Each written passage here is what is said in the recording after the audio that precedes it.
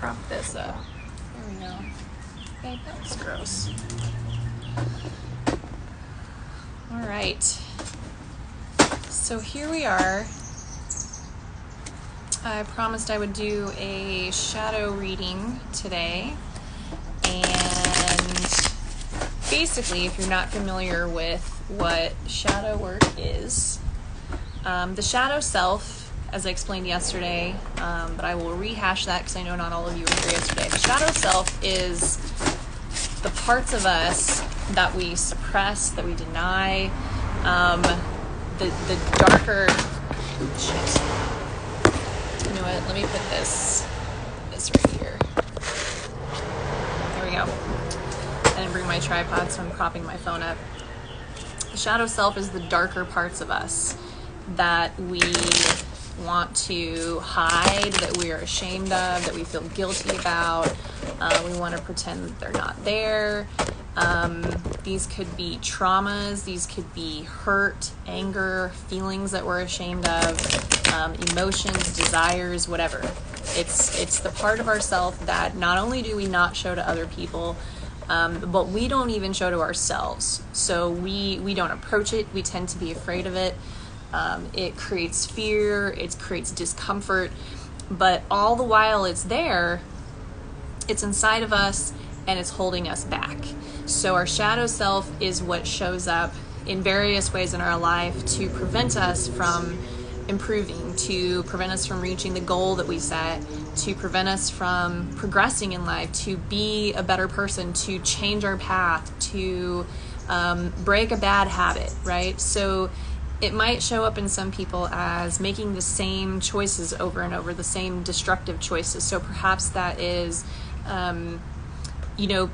seeking out relationships with people that aren't right for us. Maybe they're abusive, or that we burn down ourselves sometimes. Perhaps the shadow self shows up as extreme self-doubt, and we never start that business we want to start. We never write that book we want to write. We never pursue that dream, right? So that could be, examples.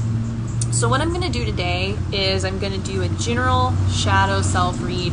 I've been working with a new deck this morning that I really love. This is a deck that I plan to use pretty heavily myself because I'm personally doing some shadow work, journaling, and kind of diving into the darker aspects of the self, because it's necessary to get in touch with our darkness in order to learn that A, it's completely normal, we all have it, B, embrace it, and then C, figure out how to use it, to leverage it, to improve our lives. And I think that right now is the perfect time to start having that conversation and talking about that, because right now there's a lot of darkness going on, right? A lot of darkness in the world, and darkness is not something that we should be afraid of. We shouldn't fear it.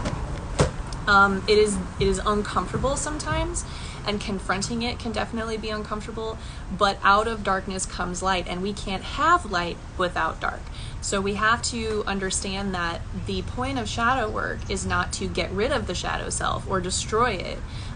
It is to acknowledge that it's there and to look at it and confront it and accept it.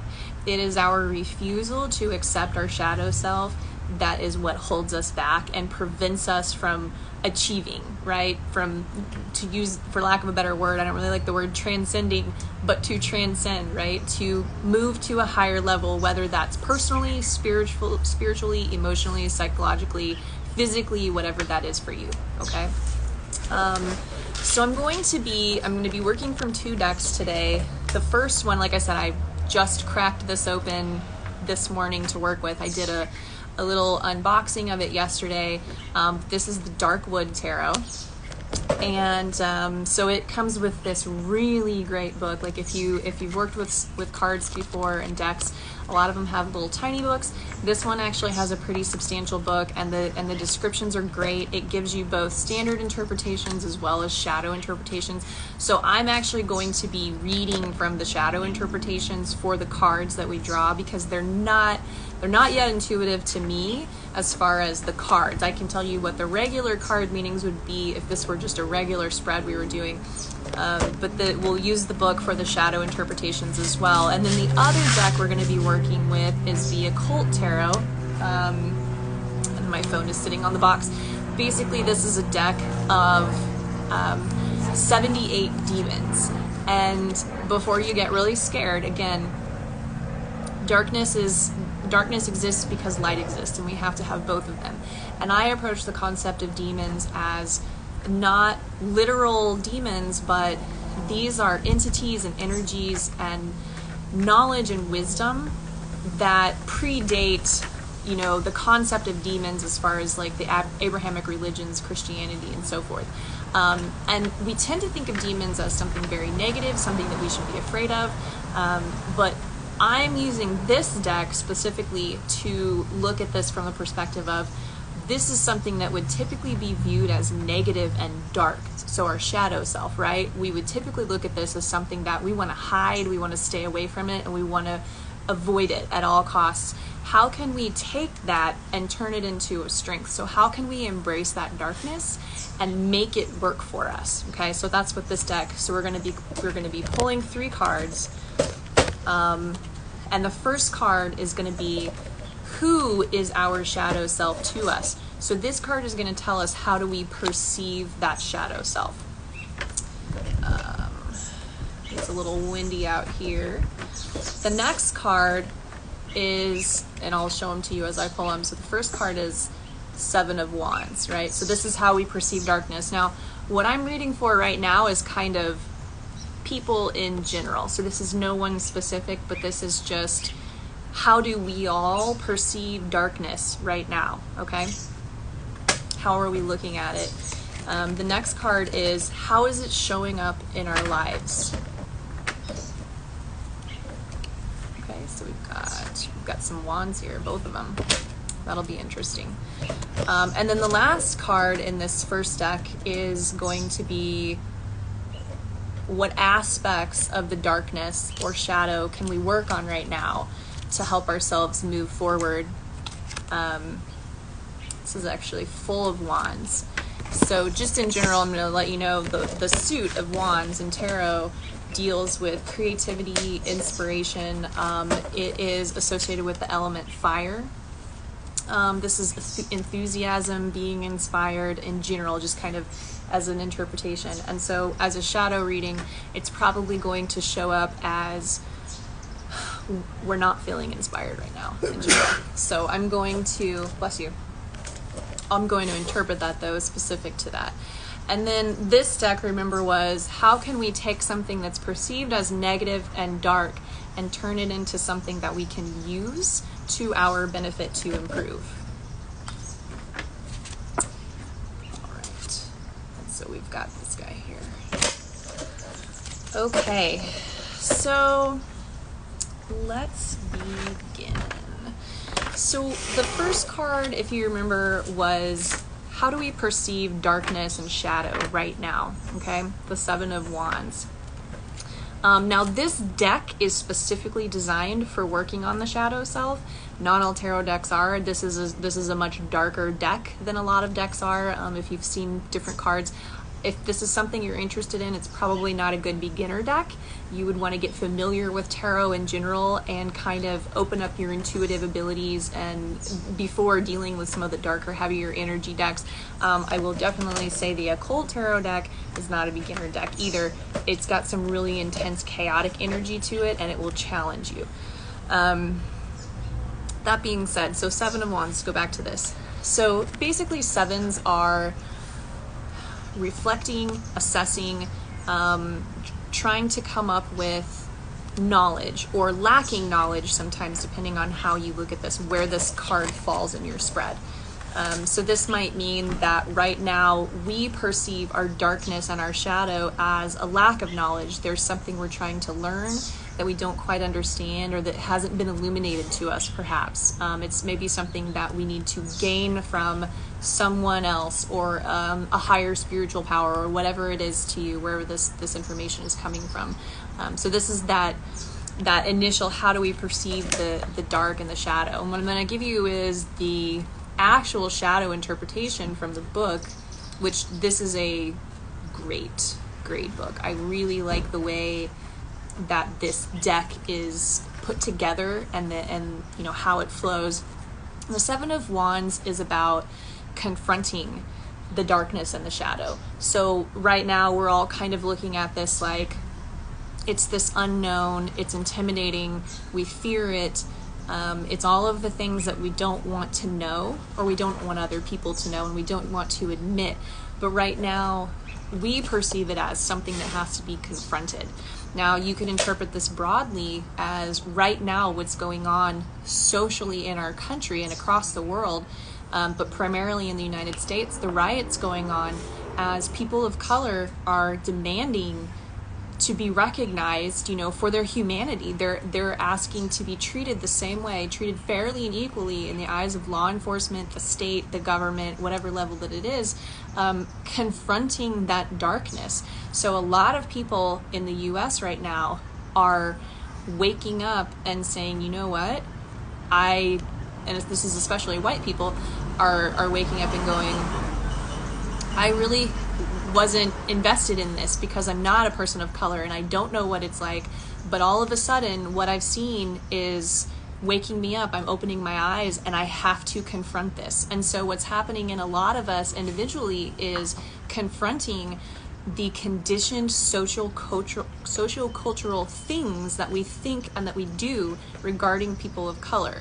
And so like microaggressions, right, might be one way that this shows up. So this is something that we need to confront, and we're now all of a sudden aware that this shadow and darkness exists and that it must be confronted. And it is being confronted right now. If you look at the riots and the protests and the demonstrations, that is exactly what needs to happen, right? The darkness and the shadow, that American darkness and shadow, our history of racism and inequality, needs to be confronted. So that's what we perceive this shadow and darkness to be right now, which is spot on. I think that's actually, you know, pretty spot on. The other thing that I will say about this card is, interpreted from the context of the shadow, this can mean victim mentality. So what you would want to step back and ask is, are you looking at the situation going on right now and thinking of it in terms of you're the victim, okay? Now, if you're a person of color, it's completely acceptable that that's how you're interpreting it, and that could very well and frankly probably is correct. If you're not a person of color, what you need to ask is, why do you feel like you are the victim? And a very famous saying comes to mind, and that is that when you have privilege, equality often feels like oppression. So if you feel like you are the victim right now, but you are not a person of color, ask yourself, why do you feel like the victim when you in fact have privilege? Okay? Because that's a very uncomfortable feeling. Okay? Second card was, how is this shadow showing up in our lives right now? So how is darkness and shadow showing up for us? So we'll talk about individually, and then we'll also talk about kind of on a broad scale for the United States, right, for our country. So this second card being, how is this showing up in our lives, and then how might this be a barrier? How might it be preventing us from progressing, right, personally as well as a nation? So the Two of Wands, twos are usually, there's a choice to be made, or there is balance that needs to be attained, or you are seeking balance of some sort. There's duality. So the number 2 is always duality, okay? Two of Wands usually means that there is a creative or inspired pursuit. You are trying to choose between two paths that you feel inspired by, but you don't really know which one. Or you are trying to create balance out of an inspired path or an idea or some creative passion that you have, okay? From a shadow perspective, that's going to mean, bear with me, there we go.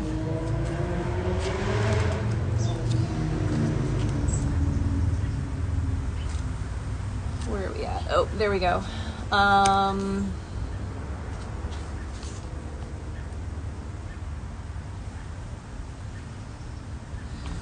So, this is actually great, and this is perfect. The road to hell is paved with good intentions.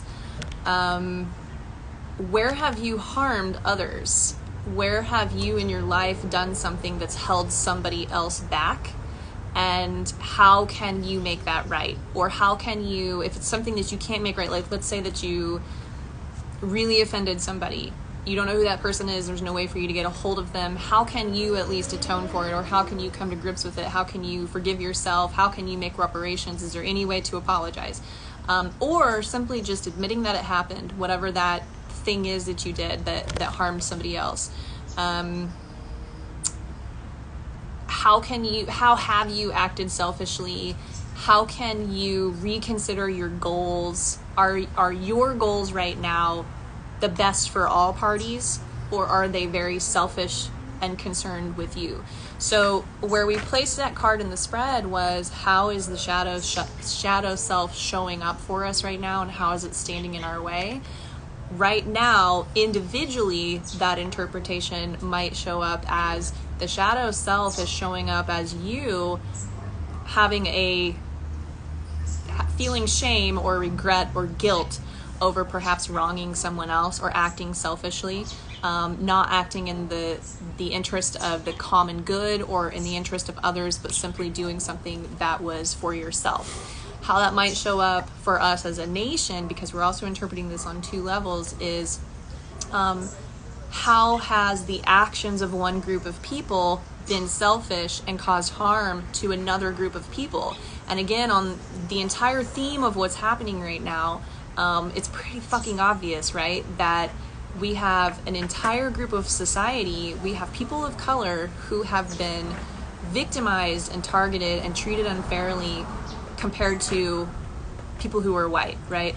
And this is the theme that we're looking at here, right? So this is how this is showing up in our lives, is the unfair treatment of a group of people, the selfish focus of a smaller group of people when we look at this from the perspective of law enforcement, right? Because that's what a lot of the riots are specifically going on, and then some are just a little bit more broad and general, but this smaller group of people has acted in their own best interests for forever, basically, victimizing and unfairly treating a larger group of people. So both levels there, we can think about this in terms of the self as well as society, okay?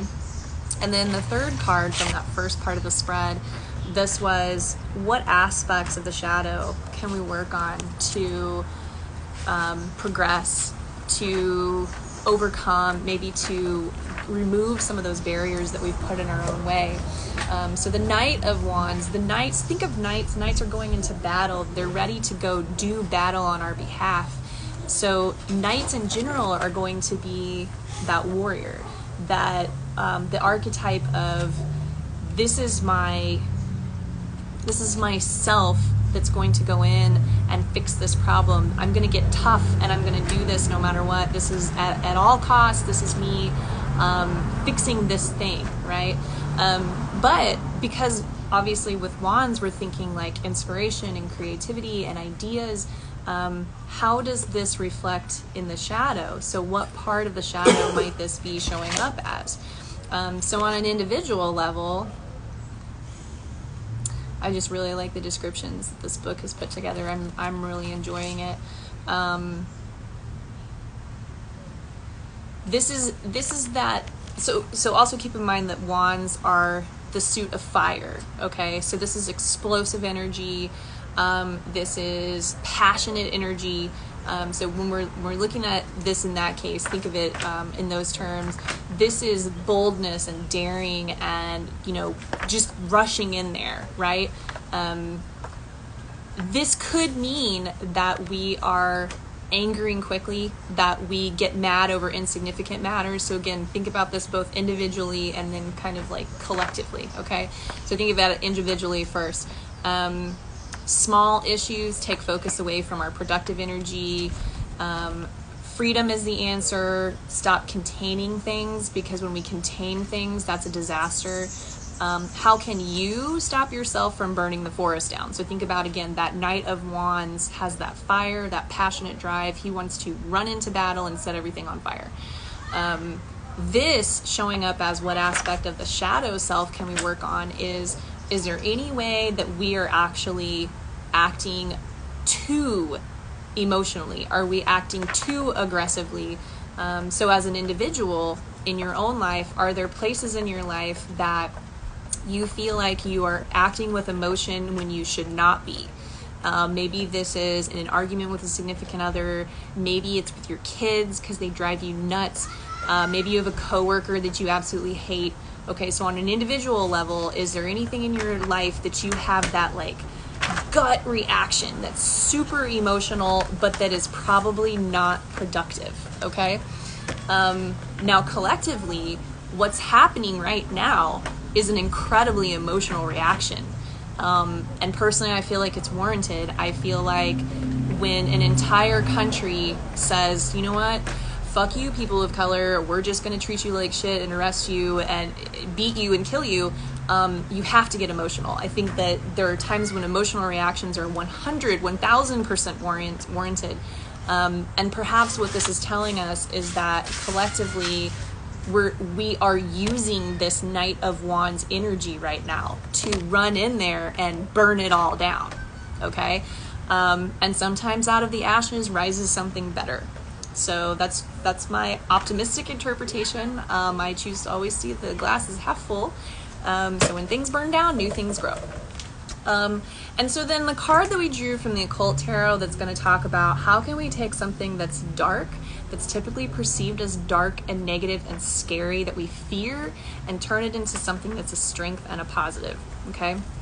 And this is another deck that I am still kind of getting a feel for. But this particular demonic energy Phoenix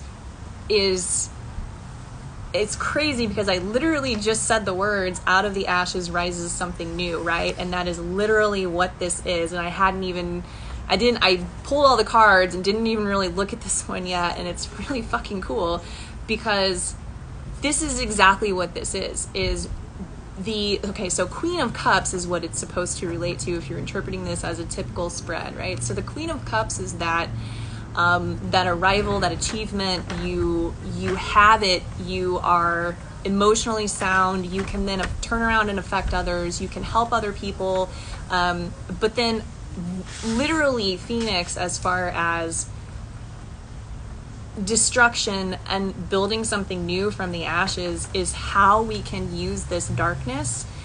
Sometimes things need to be torn down and then we build something better on top of it. Okay, so I love this. I personally love that this is the card that was drawn. I mean, it's, there's no such thing as a coincidence. But it's such a great synchronicity in this spread that I think that the message is pretty clear that rather than being afraid, there's rioting going on. There's places, it's exactly like a tower moment. I see the tower as a positive card too. And I know other people are so scared shitless of the tower. And I'm like, yes, the tower, it's going to tear us down and we're going to be so much better. We're going to rebuild that outer shell so much stronger and better. It's exactly what that is. I personally see this as take that darkness, take that passionate energy, and yes, things are going to get destroyed. Like, try not to destroy average citizens' property because people work hard. We all bust our asses, that kind of thing. But like, when it comes to breaking down the system, our system is fucking broken. It's really broken, and we all know it's broken. I don't care what side of the political spectrum you're on. It needs work. It needs to be fixed. Healthcare and education and services and just everything. Like we have people in this country that live in third world conditions, that are American citizens, that can't afford to feed their kids. We have kids that their only meal is at school, and that's fucked up. How can we say that this system works? So maybe we do need to tear this down. Maybe the system needs to be torn down and we rebuild something better out of the ashes. So this was a super fucking fun shadow read. I love it. I thank you for joining, and I'm glad that you loved it too. I think that looking into the darkness and sitting with it and speaking to it and telling it, hey, I see you, you're there. I recognize you, and I'm going to take you in, and we're going to work together. That is how we come through this. So anyway, I got to go. Before the curfew in our city is implemented tonight, I'm going to go have a drink. And I hope that you guys, wherever you're at, stay safe. Be part of the change in whatever way that you can, safely. Protect yourselves, protect your family, protect your property, but also try to be part of that positive change and try to be part of what gets rebuilt. So something's going to get torn down and something's going to get built in its place, and there's nothing we can do to stop that momentum. That momentum is already here. Just be the positive part of it. All right. Have an awesome day. Thanks for coming. I love you all. Bye.